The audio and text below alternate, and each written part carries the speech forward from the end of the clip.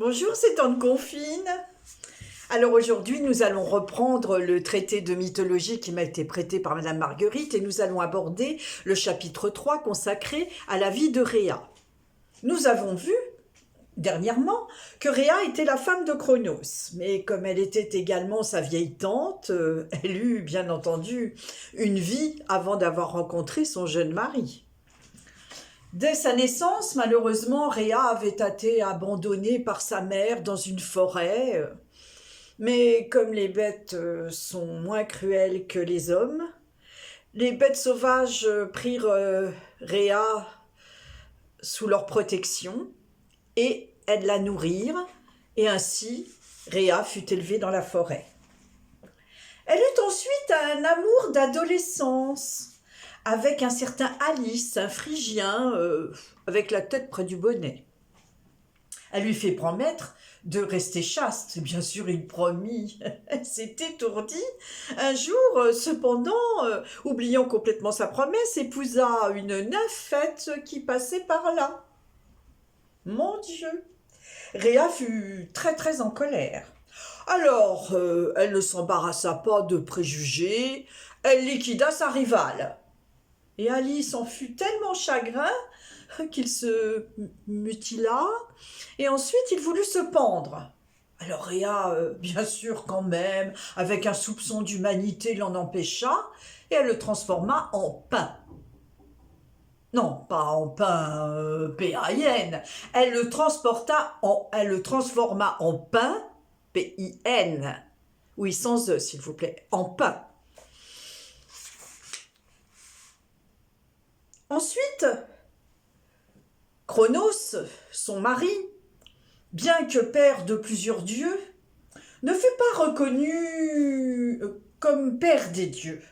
Non.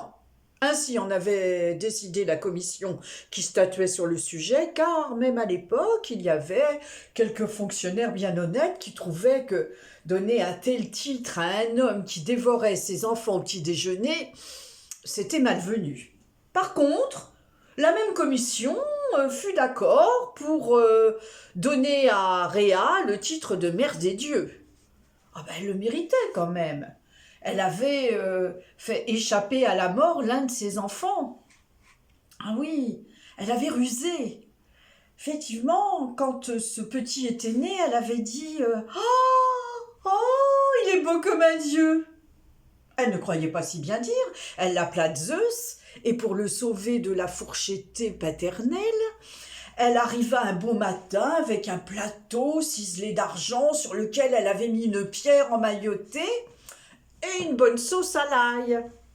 On ne sut jamais si c'était la pierre ou la sauce à l'ail qui était le meilleur, mais en fin de compte, Cronos dévora le tout et ensuite alla faire une petite sieste auprès d'un olivier. Pendant ce temps, Rhéa prit sa progéniture et partit très vite en croisière avec des copines et elle arriva en Crète avec le bébé dans les bras.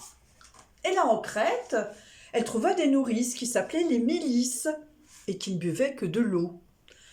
Les Mélisses, qui aimaient la diététique, élevèrent cet enfant à la crétoise, avec le régime crétois. Que du miel et que du lait de chèvre.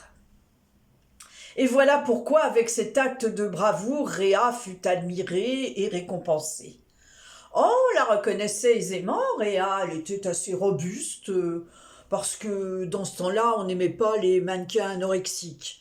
Et puis, elle se trimballait avec une feuille de chêne sur la tête, ce qui était assez original. Et elle aimait à se promener avec un char tiré par des lions. Ce qui, d'un point de vue énergétique, est très commode, mais d'un point de vue carnassier, certainement moins. Eh bien voilà mes petits loups, bon après-midi et à bientôt pour le 4e chapitre du traité de mythologie.